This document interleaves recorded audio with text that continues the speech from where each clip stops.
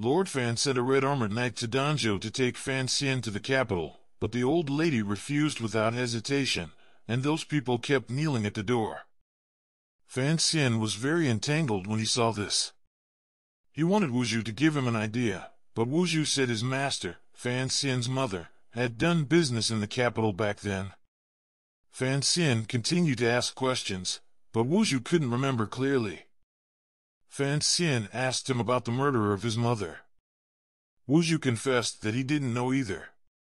It was up to Fan Xian to decide whether to go to the capital to investigate the truth, or to stay in Danzhou and live in peace.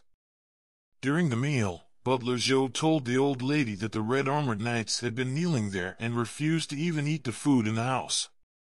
The old lady directly interrupted him but greeted Fan Xian for dinner, and made it clear that she didn't want to care about them.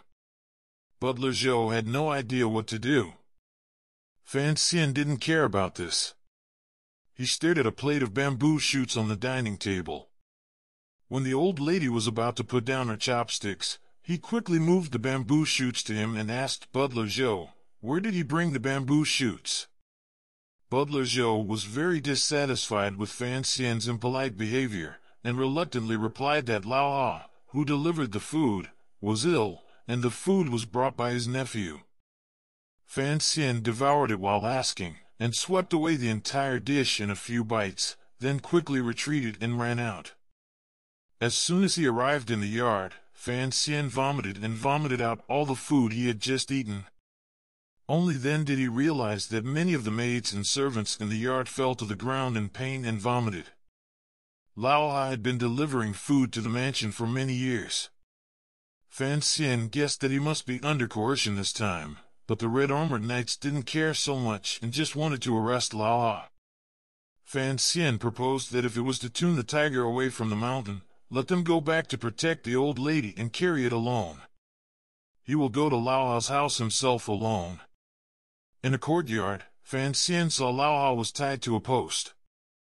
Just as he was about to approach, he found that the courtyard door was slammed shut.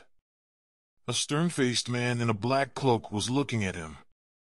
The person who came was Ting Zijing, a member of the 4th Investigation Office, was ordered to hunt down Fan Xian this time. As soon as Fan Xian opened his mouth, Ting Zijing waved his hand and shook the cloak. There were dozens of flying knives hidden inside. Fan Xian cursed loudly and stepped forward to fight him. Ting Zijing was ruthless, but fortunately, Fan Xian had gone through the devil training of Wuzhu over the years, and his skills were also very agile.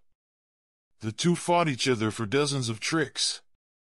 Fan Xian suddenly fell to the ground, covering his chest. It turned out that Ting Zijing had poisoned the dagger. Ting Zijing relaxed when he saw that Fan Xian was attacked, and asked Fan Xian why he didn't let those red-armored knights in. Fan Xian didn't answer, but just glanced at Lao Ha, who was on the side. Ting Zijing didn't expect that he would risk his own life for the sake of a food delivery person. He was about to come forward to kill Fan Xian, but found that he couldn't get his gong, and Fan Xian, who was weak, stood up at this moment. He was trained by Fei Jie since he was a child. He didn't know how much poison he took. Ordinary poison had no effect on him, and he also smeared poison on his dagger. Under the pressure of Fan Xian, Ting Zijing revealed that he had come to execute the traitors under the secret order of the Overwatch Council. Fan Xian was shocked when he heard the words. He took out the Tiz badge that Fei Jie had given him, and told Ting Zijing that he was just an illegitimate son of Fan's house, without power, and was not a traitor. There might be something wrong with this secret order. Ting Zijing also realized that something was wrong at this time. Fan Xian continued to ask, and learned that it was the butler Zhou who cooperated with Ting Zijing to poison the dishes. When Fan Xian returned to the mansion, he saw that the butler Zhou was bound and knelt in the hall. The butler Zhou was exposed, but he still plausibly said that everything he did was for the Fan family. He was sent by the second wife, Lu Ruyu, to stop Fan Xian returning to the capital to compete for property and disturb the family. Hearing the words, the old lady nodded. She got up and walked in front of Fan Xian, telling him to be ruthless when he grew up, and then asked the servants to break the butler Zhou's legs and throw him onto the fishing boat, so that he would not have to go ashore for the rest of his life. Butler Zhou did not realize until now that the old lady seemed to dislike Fan Xian for so many years, but she was actually protecting him. The old lady told Fan Xian that it was Lu Ryu who sent a letter to Butler Zhou to cooperate with the murderer of the Investigation Institute, so that he would be put to death. Fan Xian had already made up his mind to go to the capital to investigate by himself. He had been hiding for so many years, but he still couldn't escape, so he simply went up to meet her. If it was really Lu Ryu, he would show that he had no intention of competing for the family property. The old lady saw that he had already made a decision, and learned that he was leaving for the capital tomorrow. It turned out that the Fan Mansion had been haunted by killers since Fan Xian's childhood. Fan Xian was worried about the safety of the old lady, and led her indifferent to him. On the other hand, Ting Zijing also received an urgent order from the Inspection Institute, and found out that someone wanted to kill Fan Xian with the help of the Overwatch Council. In order to investigate the truth, Ting Zijing asked Fan Xian to pretend to kill him. Before leaving, Fan Xian went to say goodbye to Wu Zhu and told him that he was going to the capital to find out the truth of his mother's murder, but he didn't want Wu Zhu to continue to follow him and Wu Zhu should live for himself. Fan Xian hoped that Wu Zhu could also find what he wanted to do and lived his own life. Wu Zhu felt that this sentence was very familiar. After thinking about it for a long time, he remembered that his master had said something similar. He found a box and told Fan Xian that it was what Miss left back then, and the thing he wanted to do most was to open it. But he didn't have the key. He didn't know what the box was, and Fan Xian couldn't open it with all his efforts. Therefore, Wu Zhu decided to go into the capital to get the key back, but he would go first, and the two made an appointment to meet in the capital. The next day, Fan Xian bid farewell to the old lady and set off for the capital with the red-armored knight. On the way, Fan Xian accidentally found Ting Zijing disguised as a servant and sneaked into the convoy. Ting Zijing also told him that the red-armored knight had picked him up to get married. Fan Xian was surprised to hear that. The convoy walked for a few days, and the road was smooth. On this day, Ting Zijing suddenly ran into Fan Xian's carriage, and then a caravan approached him. Ting Zijing told Fan Xian that the caravan was disguised by the persons from the Overwatch Council, and Fan Xian accidentally discovered that Fei Jia was also among them.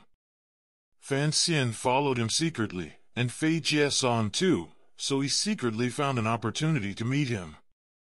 Fei Jia told Fan Xian that he was sending Yin Bingyun to the Northern Qi spy station, and all of this was due to Fan Xian. It turned out that Ting Zijing was under the command of Yin Bingyun from the 4th Investigation Office, and people from the 4th Investigation Office attacked their own TIS. This responsibility must be taken by Yin Ruohai, and Yin Bingyun was Yin Ruohai's son. The dean was very angry about Fan Xian's incident, so he dismissed Yin Bingyun and asked him to go to Northern Qi to take over the spy network. Yin Bingyun quietly sent his subordinates to get back the TIS badge in Fan Xian's hand, but was blocked by Fei Jia. Yin Bingyun had to give up. After that, the journey went smoothly. Soon, Fan Xian and his party arrived in the capital. When they arrived at the gate of the city, Wang Qinian, the clerk of the Overwatch Council, suddenly stopped the motorcade. In order to cover Ting Zijing's entry to capital as soon as possible, Fan Xian had to take this advantage. Not long after entering Beijing, Ting Zijing said goodbye to Fan Xian, and reminded him that he was afraid that Lu Ryu would not let him enter the Mansion so smoothly. The motorcade continued on its way. Fan Xian leaned out and stared at the bustling street scene. He didn't know that a group of women with disheveled clothes were waiting for him in a residential house not far away. This would ruin Fan Xian's reputation. Unexpectedly, the carriage suddenly stopped not far in front of the house. A simple and honest middle-aged man took the guards away and drove Fan Xian back to the house. All the women in the house had been captured and executed. Said to send Fan Xian back to the mansion, but the carriage went around in circles and stopped in front of the temple. The driver excused himself to leave in a hurry. Fan Xian got the letter out of the carriage and wanted to enter the temple to see, but was stopped by a cold-faced guard. The two exchanged palms. Fan Xian didn't want to cause trouble and was about to leave when the guard suddenly opened the door. The master of the house allowed him to enter the temple to worship, but only in the side hall.